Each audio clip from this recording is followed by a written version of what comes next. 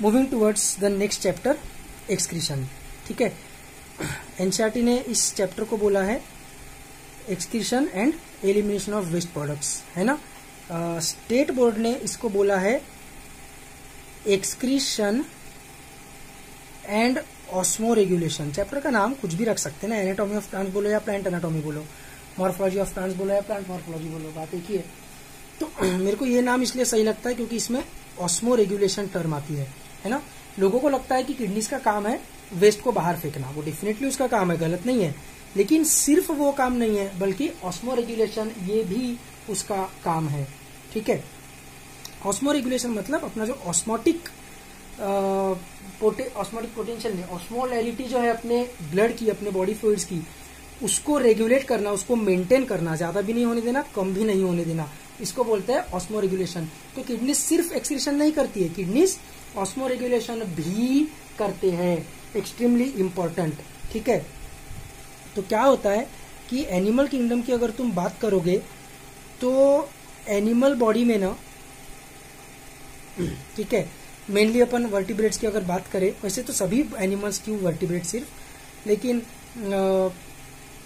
बाकी कुछ lower animals में फ्लूइड्स का वगैरह उतना टेंशन नहीं रहता, इसलिए पोरीफेरा वगैरह में तो तुम बोलोगे सर उसमें तो फ्लूइड ही नहीं रहता है, तो उसको छोड़ो। लेकिन 100% वर्टिब्रेट्स में तो मैं कॉन्फिडेंटली बता सकता हूं कि 300 मिली ऑस्मोल्स पर लीटर, 300 मिली ऑस्मोल्स पर लीटर, ठीक है, इतनी ऑस्मोलैरिटी ब्लड की रहती है।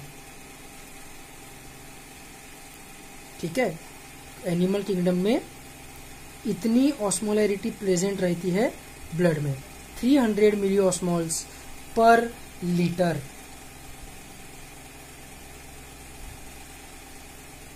ठीक है, फिर अपने को क्या होता है, अब कभी पानी की कमी हो जाती है, कभी पानी एक्सेस हो जाता है ना। अगर पानी कम है ना, मतलब सल्यूट्स ज्यादा है, देखो मैं एक्सक्रीटरी प्रोडक्ट्स नहीं बोल रहा हूं, मैं सल्यूट्स बोल रहा हूं। पानी अगर कम हो गया तो सभी सल्यूट्स ज्यादा हो जाएंगे, काम के सल्यूट्स भी। तो इस केस में क्या हो जाएगा, ब्लड हो जाएगा हाइपरटोनिक, ब्लड हाइपरटोनिक हो जाएगा। और अपने को करना क्या पड़ेगा, वाटर सेव करना पड़ेगा एंड सल्यूट्स फेंकने पड़ेंगे। उसमें काम के सल्यूट्स भी रह सकते हैं, सिर्फ वेस्ट प्रोडक्ट्स का एक्सक्रीशन नहीं, NaCl भी जाता है ना यूरिन के थ्रू बाहर। ठीक है, कोई भी चीज एक्सेस नहीं होनी चाहिए। बायोलॉजी बहुत गजब की फिलोसॉफी है, everything in excess is problematic, ऐसा फिलोसोफर्स बोलते हैं। बायोलॉजिकल साइंसेस उस चीज का एकदम 100% एविडेंस है। ठीक है, मराठी में भी बोलते हैं ना, अति तिथे माती। तो कुछ भी चीज ज्यादा नहीं होनी चाहिए। अपन बोलते हैं पानी बहुत यूजफुल है, पानी बहुत यूजफुल है, पानी बहुत अच्छी चीज है, बिल्कुल अच्छी चीज है, कंपलसरी है अपने लिए वाटर। अपने बॉडी में 70% वाटर रहता है, अडल्ट की अगर बात करें तो। न्यूबॉर्न बेबीज में तो 90% के वाली वैल्यू है शायद पानी की। न्यूबॉर्न बेबीज में तो और पानी रहता है, जैसे जैसे अपनी उम्र बढ़ती है पानी कम हो जाता है। एडल्ट्स में 70% वाटर रहता है, पूरा इवोल्यूशन पानी में हुआ है। एक टाइम था अर्थ पे जब लाइफ सिर्फ पानी में ही थी, ऐसा कोई लाइफ फॉर्म नहीं है जिसको पानी की रिक्वायरमेंट नहीं है अर्थ के ऊपर। पानी इज एक्सट्रीमली इंपॉर्टेंट, लेकिन अगर पानी ज्यादा हो गया, ठीक है, अगर पानी ज्यादा हो गया तो इसका मतलब अपन क्या बोलेंगे कि सल्यूट्स कम हो गए, ऐसा बोलेंगे ना अपन। पानी ज्यादा हो गया मतलब अपन बोलेंगे कि सल्यूट्स कम हो गए।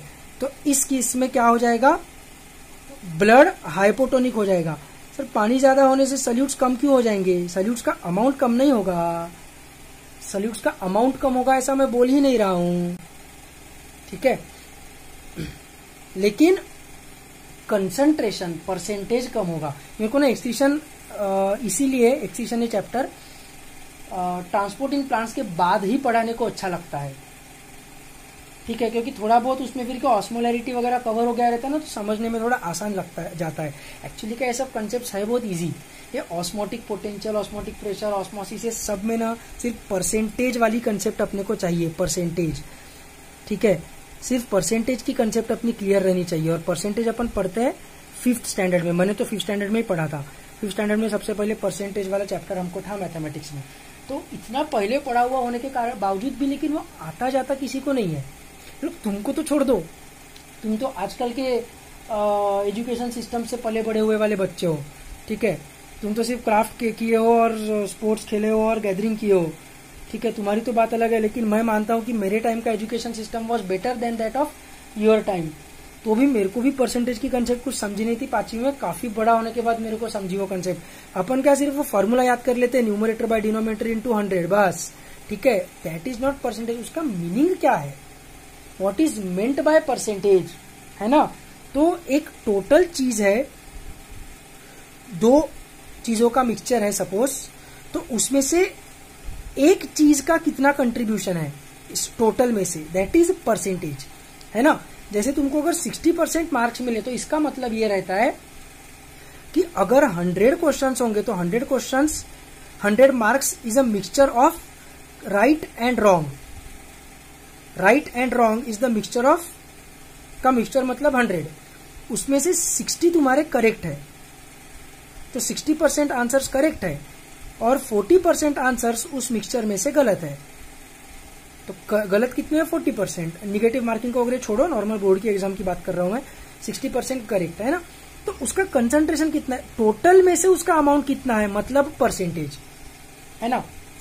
अबे टोटल यार कुछ भी हो सकती है, ये टोटल किसी भी चीज की, जैसे नींबू पानी अगर है ग्लास में तो पानी के मॉलिक्यूल्स कितने और सॉल्ट के मॉलिक्यूल्स कितने, तो जरूरी नहीं है कि उसका टोटल हमेशा 100 ही आएगा। टोटल कोई ऑड नंबर भी आ सकता है, कोई रैंडम नंबर आता ही है, रादर आ सकता है क्या। तो इसलिए अपन क्या करते हैं, फिर उस नंबर को 100 कंसिडर कर लेते हैं। ठीक है, समझ में आ रहा है। और फिर 100 के हिसाब से अपन परसेंटेज बताते हैं, तो उससे अपने को समझ जाता है कि अच्छा उस नंबर में से वाटर प्लस सॉल्ट के जो मॉलिक्यूल्स है उसका टोटल अगर आता होगा, कुछ भी एक रैंडम नंबर लिखता हूं 738। ठीक है, तो सपोज 50% सॉल्ट और 50% वाटर रहना पॉसिबल नहीं है, लेकिन मैं मेरा कैलकुलेशन में 50% का करूंगा तो ही कर पाऊंगा, इसलिए मैं 50% बोल रहा हूं। ठीक है, तो 50% इसमें वाटर मॉलिक्यूल है, total salt plus water molecule 738 है, तो वाटर मॉलिक्यूल 50% है। इसका मतलब क्या है, इसका मतलब है कि 738 में से 738 डिवाइडेड बाय 2 किया तो कितना आएगा,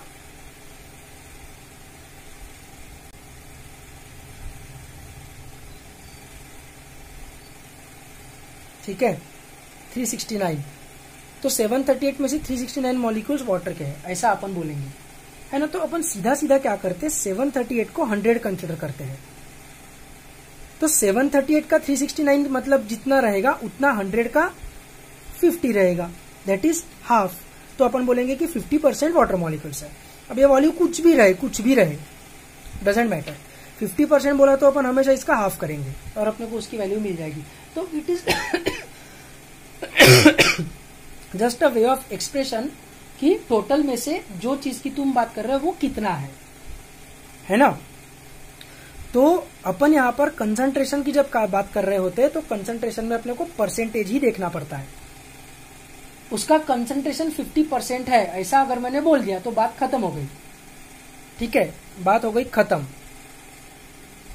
ये चीज समझो, 50% बोल दिया, बात खत्म हो गई। अब 1 लीटर की अगर कोई भी सोल्यूशन में मैंने अगर बोला कि 50% x है, तो अब वो सोल्यूशन तुमने 1 लीटर लिया तो उसमें तुमको 500 ml वो x मिलेगा।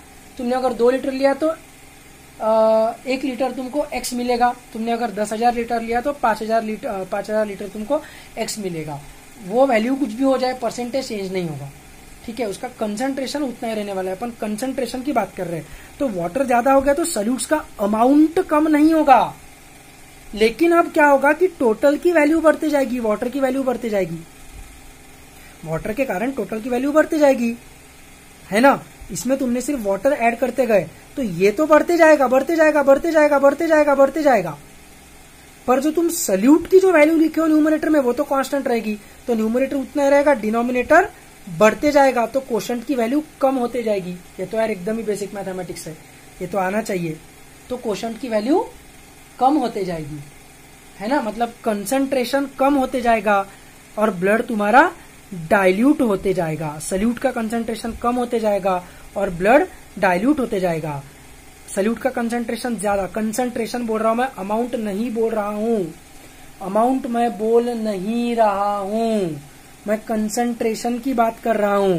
तो हाइपरटोनिक ब्लड मतलब concentrated blood, solution concentrated, solute concentrated, है ना। अच्छा, सॉल्वेंट कंसंट्रेटेड है बोल दिया अगर मैंने, तो इसका मतलब वो डाइल्यूट हो जाएगा, और सल्यूट कंसंट्रेटेड बोला तो इसका मतलब सोल्यूशन कंसंट्रेटेड हो जाएगा। ठीक है, अपन सोल्यूशन को कंसंट्रेटेड या डाइल्यूट ये सल्यूट के हिसाब से बोलते हैं। ठीक है, पर सॉल्वेंट अगर कंसंट्रेटेड है मतलब सॉल्वेंट ज्यादा है बोल दिया तो इसका मतलब वाटर ज्यादा है, फिर वो सोल्यूशन डाइल्यूट हो जाएगा। ये चीज याद रखना, एमसीक्यू सॉल्व करते वक्त ध्यान रखना transporting plants as well as excretion के, कि सॉल्वेंट का कंसंट्रेशन बोला है कि सल्यूट का कंसंट्रेशन बोला है। चीजें बहुत सिंपल है, बस प्रेजेंस ऑफ माइंड की जरूरत है। I refuse to accept that this is a difficult thing. Transporting plants रहे या एक्सक्रीशन रहे, दोनों एक्सट्रीमली इजी चीज है, 5वीं के लेवल की चीज है, 5वीं के लेवल का मैथमेटिक्स है, उसके अराउंड पूरी कंसेप्ट घूमती है, ट्रांसपोर्ट इन प्लांट्स की भी और एक्सक्रीशन की भी। तो ये चीजें एकदम क्लियर रखो, है ना। वाटर ज्यादा हो गया तो सल्यूट कम हो जाएगा, तो ब्लड हाइपोटोनिक, हाइपो मतलब कम, टॉनिक मतलब सल्यूट, सॉल्ट, ठीक है, और ब्लड डाइल्यूट हो जाएगा। अब अपने को इसको वापस नॉर्मल वैल्यू में रिस्टोर करने के लिए, नॉर्मल वैल्यू क्या है ब्लड की, 300 मिलियोस्मॉल्स पर लीटर। उसके लिए अपने को क्या करना पड़ेगा, water to be excreted more, water to be excreted more in the through the urine. अरे यार यूरिन ही क्यों, इवन स्वेट भी, स्वेट में सिर्फ वाटर रहता है क्या? ऑफकोर्स नॉट, सॉल्ट भी रहते हैं, सॉल्ट रहते हैं। इसका एविडेंस है कि गर्मी के समय में, गर्मी के सीजन में, या इवन अभी जो सीजन चल रहा है लॉकडाउन के कारण कोई घर के बाहर तो नहीं निकल रहा है, लेकिन अगर तुम घर के बाहर निकल रहे हो, निकलता है कोई इस सीजन में, अभी कैसा है कि मॉइस्चर ज्यादा होने के कारण, ह्यूमिडिटी ज्यादा होने के कारण पसीना बहुत आता है, तो पानी का बहुत ज्यादा लॉस होता है। तो पानी को कंजर्व करने के लिए क्या करती है अपनी बॉडी, स्वेट में पानी का अमाउंट कम करती है और सल्यूट्स का अमाउंट, सॉल्ट का अमाउंट ज्यादा कर देती है अपनी बॉडी, ताकि कंसंट्रेशन चेंज ना हो। समझे क्या? इस कारण से क्या होता है कि जब वो अपन ने अगर डार्क कलर के कपड़े पहने रहे, ब्लैक कलर के या नेवी ब्लू कलर का शर्ट वगैरह, तो पानी तो इवेपोरेट हो जाता है, लेकिन सॉल्ट वहीं पर रह जाता है स्वेट में का, तो फिर शर्ट के ऊपर ऐसे व्हाइट कलर के दाग दिखते हैं, which is nothing but the salt present in your this thing, sweat. तो स्वेट में जो सॉल्ट रहता है उसके दोनों पर्पज है, एक तो ऑस्मो रेगुलेशन, और दूसरा जो अपन ने ह्यूमन हेल्थ एंड डिजीज में देखा था, सॉल्ट के कारण क्या होता है कि जो भी बैक्टीरिया के सेल्स रहेंगे स्किन के ऊपर, उनका पिकल बन जाएगा, अचार बन जाएगा, है ना। हाइपरटोनिक होने के कारण वो श्रिंक हो जाएंगे, वो प्लाज्मोलाइज्ड हो जाएंगे सेल्स, और बैक्टीरिया मारे जाएंगे। तो ह्यूमन हेल्थ एंड डिजीज के हिसाब से उसका प्रोटेक्शन का भी काम है स्वेट का, और टेम्परेचर कंट्रोल का भी काम है उसका, क्योंकि वाटर इवेपोरेट होगा स्किन से तो अपनी बॉडी ठंडी होगी, और ऑस्मो रेगुलेशन का भी काम है, सिर्फ ठंडा करना उसका काम रहता है। तो अपन सिर्फ वाटर भेजते, लेकिन सिर्फ वाटर भेजेंगे तो वाटर का अमाउंट कम होते जाएगा और ब्लड, बॉडी के अंदर के फ्लूइड्स हाइपरटोनिक होते जाएंगे। इसलिए कितना अपने पास वाटर है और कितना सल्यूट है, इसके हिसाब से स्वेट का, यूरिन का, वाटर और सल्यूट का कंसंट्रेशन मेंटेन किया जाता है। अगर वाटर लेस है, सल्यूट ज्यादा है, तो अपन क्या करेंगे, वाटर को बचाना पड़ेगा और सल्यूट ज्यादा एक्सीड करने पड़ेंगे, है ना। तो इस केस में क्या दिखेगी, यूरिन अपने को येलो दिखेगी, ठीक है। और अगर अपने को वाटर ज्यादा एक्सीड करना पड़ रहा है, क्यों वाटर ज्यादा एक्सीड करना पड़ रहा है भाई, क्योंकि बॉडी में ज्यादा हो गया है, तो वाटर ज्यादा रहेगा, तो यूरिन अपने को, यूरिन का कलर वैसे व्हाइट तो नहीं बोलना चाहिए, ट्रांसपेरेंट दिखेगी, ठीक है। तो यूरिन ट्रांसपेरेंट है, इसका मतलब your body is well hydrated. If your urine is थोड़ा सा हल्का सा पेल येलो कलर रहा ना तो ठीक है, वो नॉट एन इश्यू, लेकिन बहुत डार्क येलो अगर कलर आ रहा है यूरिन का, तो इसका मतलब your the water level in your body is extremely low and you should drink water to replace it, ठीक है। वाटर कम नहीं होना चाहिए, अगर 2% भी वाटर कम हुआ ना बॉडी में, तो भी 20% से अपना दिमाग का कंसंट्रेशन, दिमाग का कंसंट्रेट करने का जो पावर है, पढ़ाई करने की जो एबिलिटी है, वो 20% से कम हो जाती है अगर वाटर 2% कम हुआ तो। इमेजिन करो। अब ये तो बात हो गई एक ह्यूमन बीइंग के बॉडी की, अपने बॉडी की बात हो गई, ठीक है। लेकिन इन जनरल तुम अगर एनिमल किंगडम की भी बात करोगे ना, तो एनिमल किंगडम में भी ये प्रॉब्लम होते रहता है, not on a day to day basis but as a lifestyle, है ना। मतलब मैं क्या बोल रहा हूँ कि तुम अगर धूप में घूम के आ रहे हो, ठीक है, तुमको तुम्हारे पेरेंट्स ने भेजा कि जा बैंक में जाए, बैंक का काम करके आते वक्त ये करके आ, वो करके आ, ये सामान लेकर आ, वो सामान लेकर आ। भरी धूप में तुम अगर घूमे, पानी वानी नहीं पिया, तो तुम्हारे बॉडी का वाटर कम हो जाएगा, सल्यूट ज्यादा हो जाएंगे बॉडी में। कंसंट्रेशन, अमाउंट नहीं, कंसंट्रेशन, ठीक है, अमाउंट नहीं, फिर क्या, कंसंट्रेशन, ठीक है। फिर घर आके बाद तुमको बहुत प्यास लगी रहेगी, तुम बहुत सारा पानी पी लोगे तो ये हो जाएगा। ये तो डे टू डे लेवल पे जो चेंजेस होते रहेंगे उसके हिसाब से किडनी खुद को मैनेज करते रहेगी, वो तो अलग चीज है।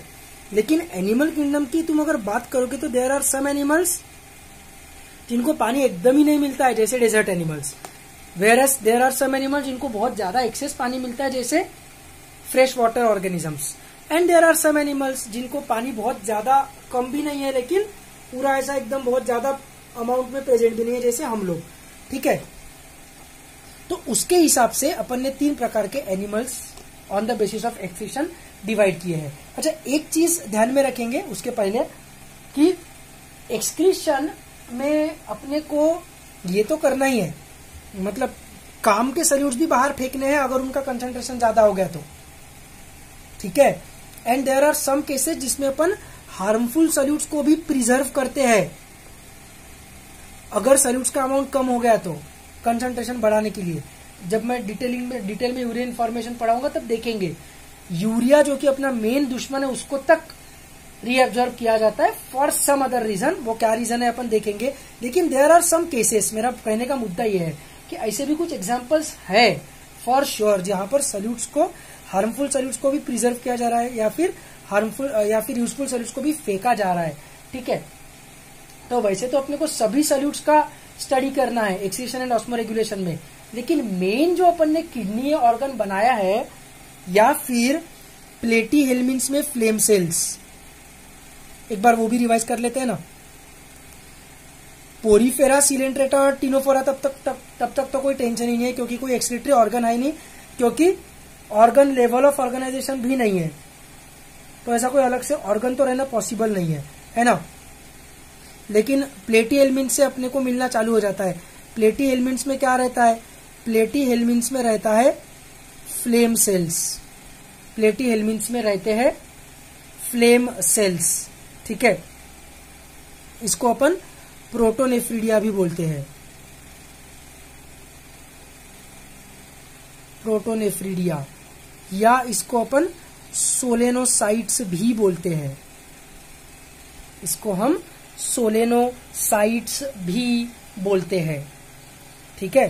तो फ्लेम सेल्स या प्रोटोनेफ्रिडिया या सोलेनोसाइट्स एनिमल किंगडम के नहीं, लेकिन एक्सक्रीशन एंड ऑस्मोरेगुलेशन चैप्टर में एनसीईआरटी ने बोल के रखा है कि ये किसमें मिलते हैं, तो प्लेटीहेल्मिन्स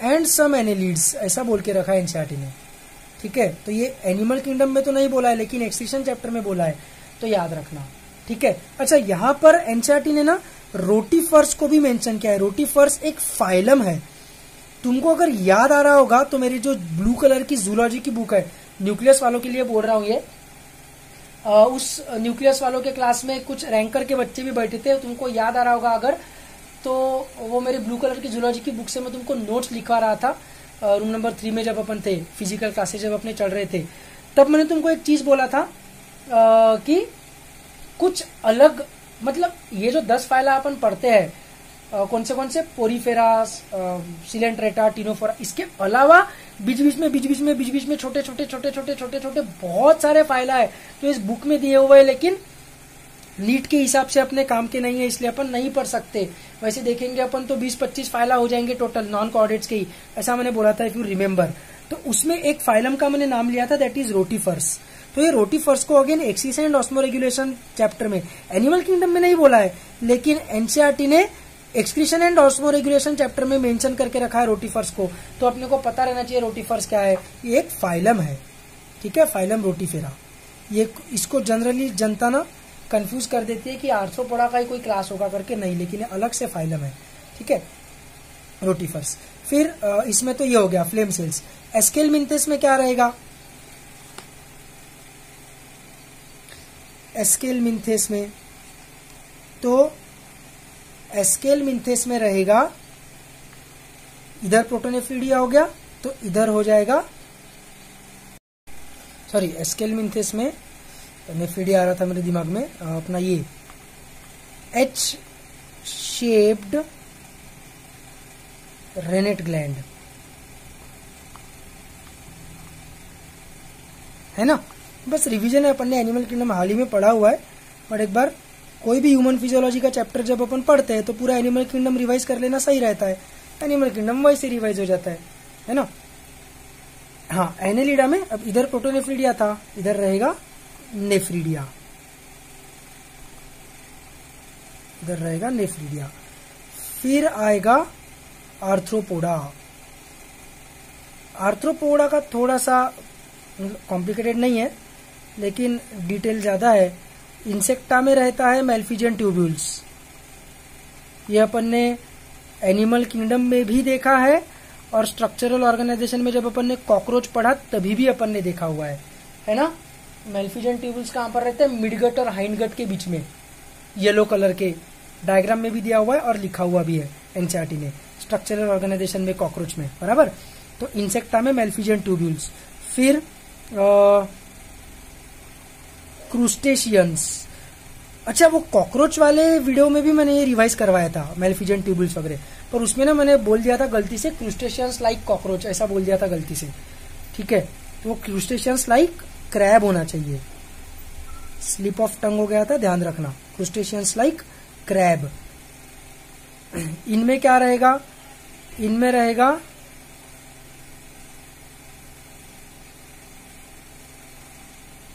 एंटीनरी gland, which are also called as green glands, ठीक है। और फिर कौन बचा? क्रूस्टेशियंस हो गया, इंसेक्टा हो गया, ये अपने एरेनिया। एरेनिया मतलब स्पाइडर, बराबर है। उस क्लास में था कोक्सल ग्लैंड, उस क्लास में था कोक्सल ग्लैंड, ठीक है। फिर उसके बाद आता है Mollusca.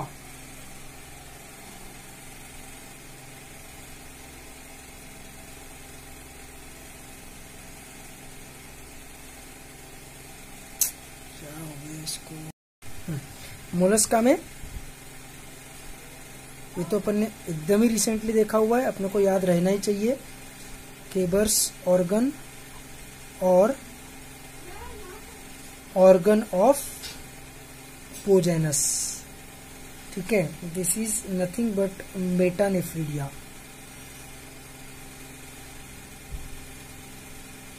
This is nothing but metanephridia, ठीक है। फिर मोलस्का के बाद इकाइनोडर्मेटा, ठीक है।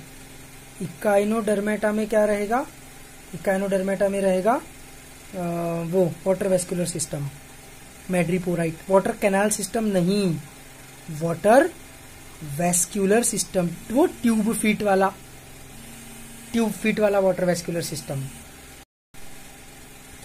ट्यूब फीट वाला water vascular system, water canal system नहीं, वाटर वेस्कुलर सिस्टम। एक सेकंड ना, फोन आते जा रहे हैं, मैं एरोप्लेन मोड पे डाल देता हूँ। हाँ, ठीक है। उसके बाद हेमिकॉर्डेटा, उसके बाद आएगा हेमिकॉर्डेटा। हेमिकॉर्डेटा में क्या रहेगा? हेमिकॉर्डेटा में उसकी जो सूंड होती है, if you remember, proboscis collar trunk, तो उसमें प्रोबोसिस ग्लैंड रहता है। प्रोबोसिस में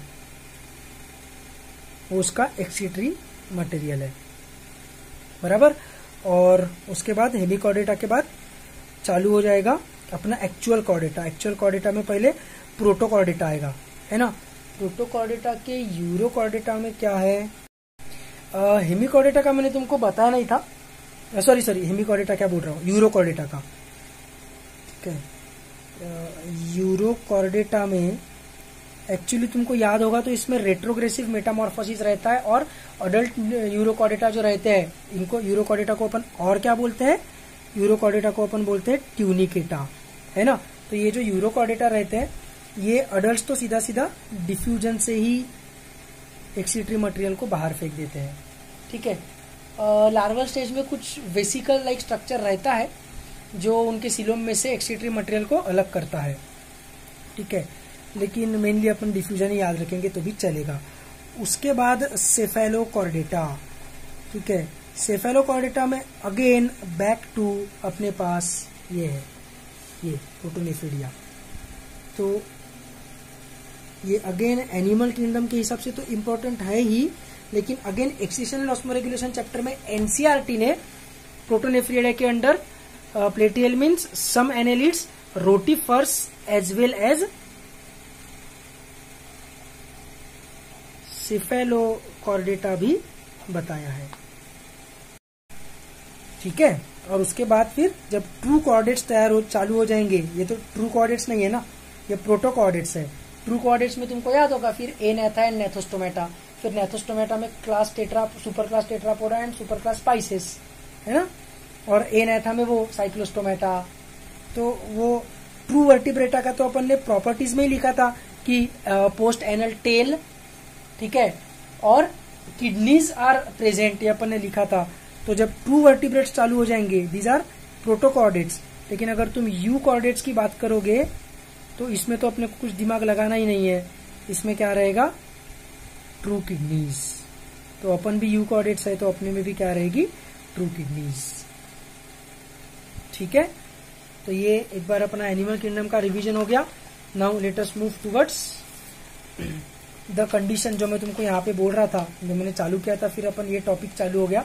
लेकिन जो मैं तुमको बता रहा था कि तुम घर से बाहर घूमे धूप में वगैरह और फिर तुमको प्यास लगी, पानी कम हुआ बॉडी का, ऐसा डे टू डे लाइफ में जो चेंजेस होंगे that is a different thing, but there are some animals which live in desert. अभी वर्टिब्रेट्स की बात कर रहा हूं मैं सीधा सीधा, वैसे ये सभी के लिए एप्लीकेबल है, लेकिन तुम वर्टिब्रेट्स कंसिडर करो, ठीक है। मेनली डेजर्ट्स में रहने वाले हैं, फिर नॉर्मल लैंड प्लांट्स, और प्लांट्स क्यों बोल रहा हूं, normal land animals and fresh water animals, ठीक है। अभी देखो एक्सक्रीशन में ना सबसे इंपॉर्टेंट चीज क्या है कि अपन सभी चीजें एक्सक्रीट आउट करते हैं ऑस्मोरेगुलेशन के पॉइंट ऑफ व्यू से, no doubt. Protons, NaCl, K+, Na+, Cl-, ठीक है, इवन ग्लूकोज। अगर एक्सेस ग्लूकोज हो गया ना तो किडनी बोलती है कि यही काम है क्या मेरे को ग्लूकोज रीअब्जॉर्ब करते रहने का, चल निकल बाहर। ग्लूकोज को भी फेंक दिया जाता है बॉडी के बाहर। इसलिए तो डायबिटिक पेशेंट्स के यूरिन में ग्लूकोज मिलता है, क्योंकि उनका ग्लूकोज लीवर, मसल, ये टिश्यूज के अंदर नहीं जाता है। क्यों नहीं जाता है? क्योंकि इंसुलिन नहीं आता है। इंसुलिन क्यों नहीं आता है? ठीक है, थोड़ा अलग टॉपिक में घुस रहा हूं, लेकिन प्लीज ट्राई टू अंडरस्टैंड। क्योंकि उनको IDDM हो गया है। IDDM मतलब इंसुलिन डिपेंडेंट डायबिटीज मेलिटस।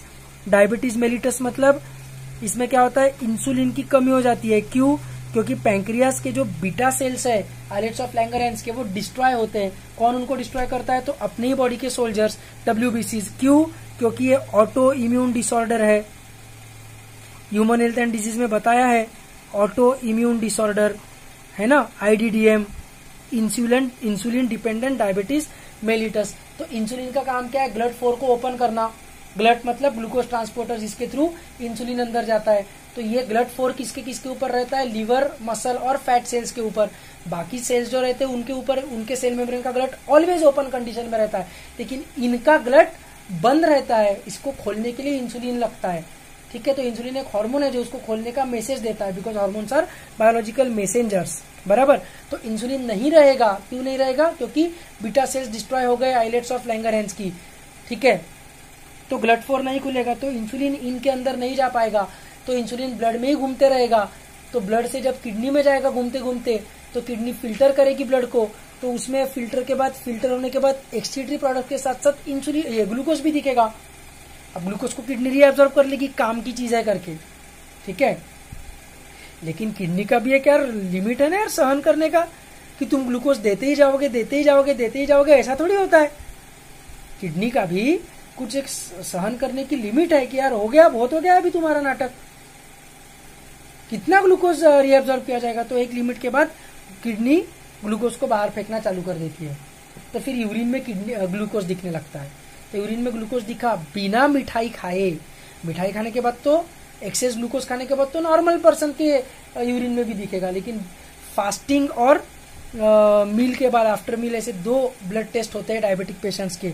उसका रीजन ये है कि फास्टिंग कंडीशन में भी, मतलब सुबह उठे बराबर जब 12 घंटे से कुछ नहीं खाया है, उस कंडीशन में भी अगर यूरिन में ग्लूकोज दिख रहा है तो फिर वो कहाँ से आया, तो 12 घंटे पहले जो खाना खाया है वो खाने में से भी ग्लूकोज अभी तक सेल्स के अंदर नहीं गया है, ब्लड में ही घूम रहा है, इसलिए वो यूरिन से निकल रहा है। इसका मतलब उसको डायबिटीज है, ठीक है।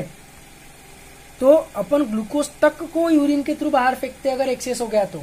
कहने का मेरा मुद्दा ये है, लेकिन किडनी का जो मेन फंक्शन है वो है अमोनिया को बाहर फेंकना, नाइट्रोजिनस वेस्ट को बाहर फेंकना।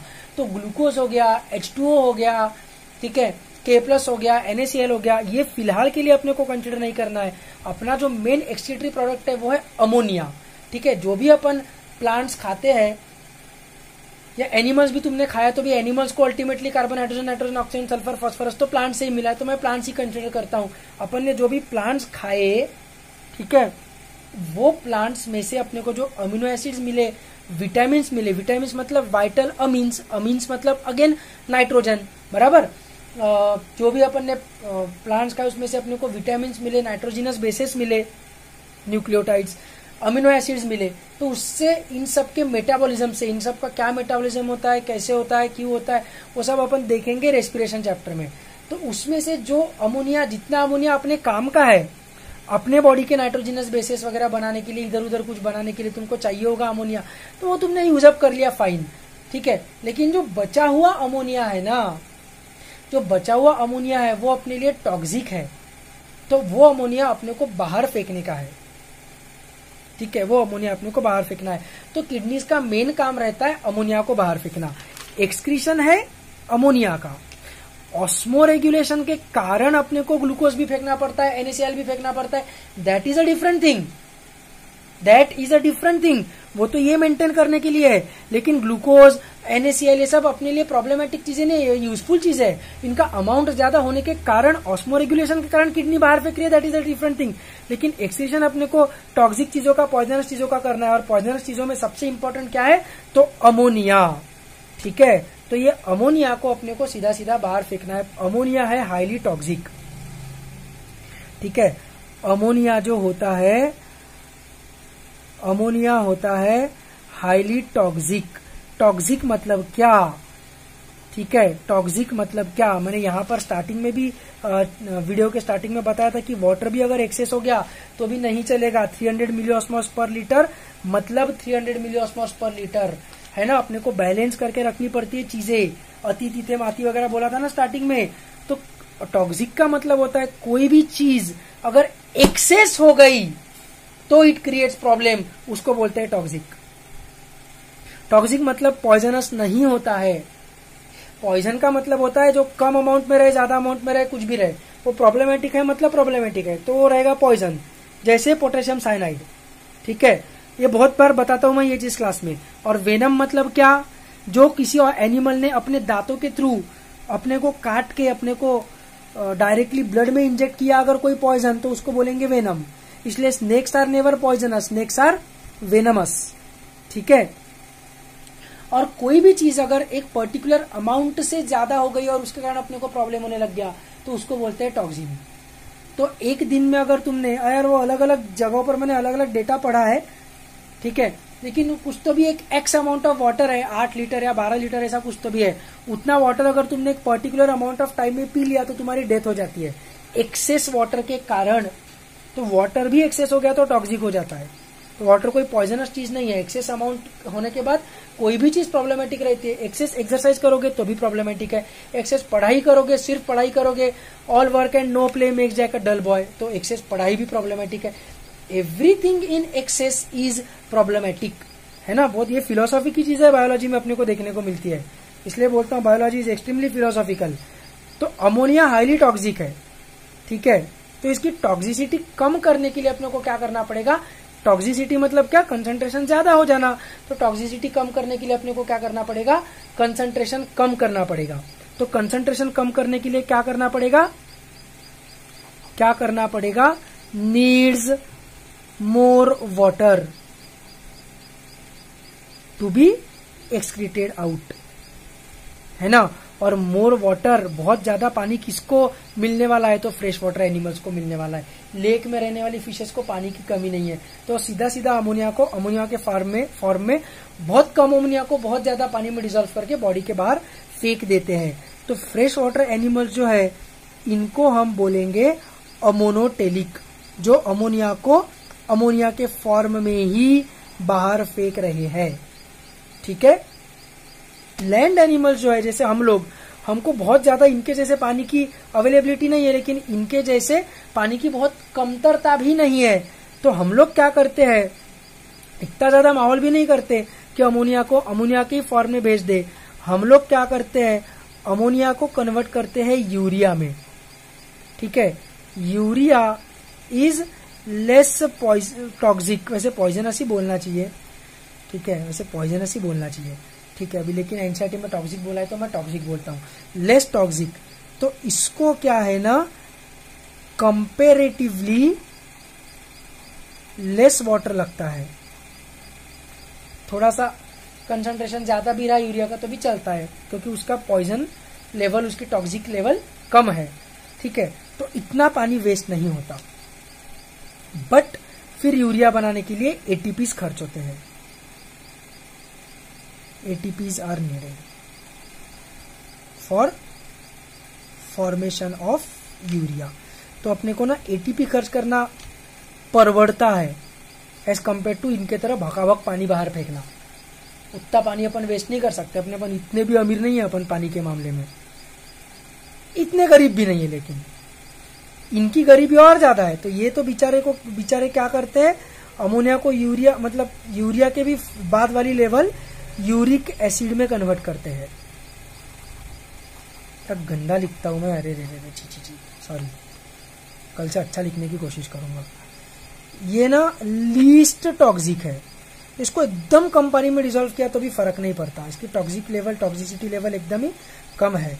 तो इसलिए ये इतना कम पानी में डिसॉल्व करते हैं यूरिक एसिड को कि उनकी यूरिन एक्चुअल में क्रिस्टल्स या पेलेट्स रहती है, मतलब सॉलिड रहती है, लिक्विड यूरिन नहीं रहती इनकी, डेजर्ट वालों की, ठीक है। तो ये हो गए। अच्छा, ये जो यूरिया फॉर्म होता है ना, यूरिया फॉर्मेशन होता है लीवर में,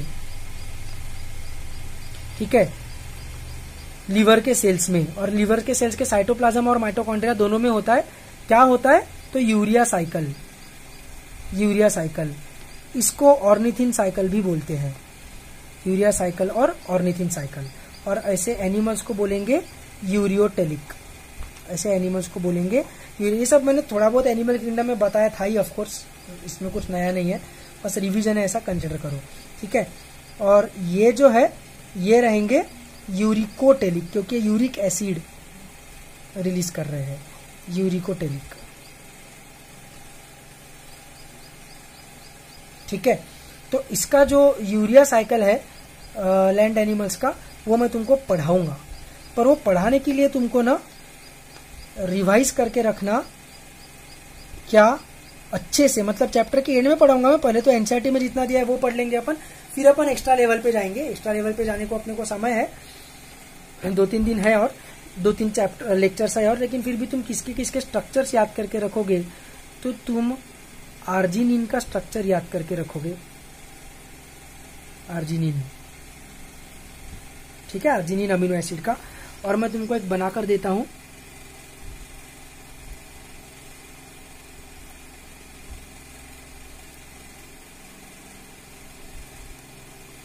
ये ना सक्सिनिक एसिड है, ये एक सक्सिनिक एसिड का स्ट्रक्चर अपन याद रखेंगे, सक्सिनिक एसिड और सक्सिनेट एंड COOH CH, यहां से एक हाइड्रोजन निकल जाए, यहां से एक हाइड्रोजन निकल जाए, तो इन दोनों के बीच में डबल बॉन्ड तैयार हो गया CH-COOH।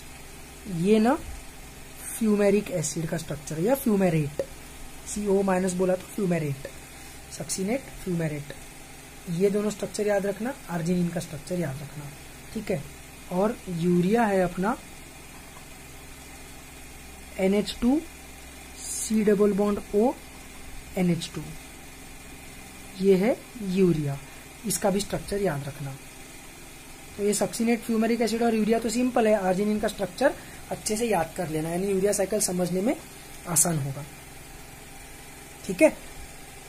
तो ये मैं तुमको पढ़ाऊंगा एंडिंग में, एक्स्ट्रा रहे ऑफकोर्स, एनसीईआरटी में नहीं है, स्टेट बोर्ड में भी नहीं है, लेकिन मैं पढ़ा दूंगा। कभी कभी MTG में वगैरह क्वेश्चंस दिख जाते हैं तो मैं पढ़ा दूंगा, ठीक है। तो land animals are ureotelic, desert animals are uricotelic.